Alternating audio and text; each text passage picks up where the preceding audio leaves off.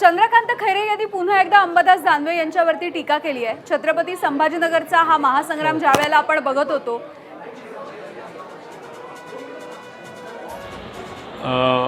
होते ना, तुम्हाला माहिती आहे का, तुम्ही रोज जाता सकाळी बाहेर गेला तुम्हाला दिसलं असेल, प्रत्यक्षात पाहून घ्या काय खरं म्हणजे काही समजत नाही असं का व्हावं।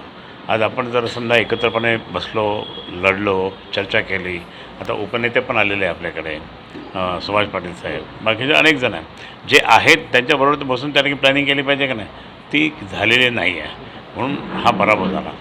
त्यांच्या भावाचा देखील या ठिकाणी पराभव झाल्याचं आपण पाहिलं असेल।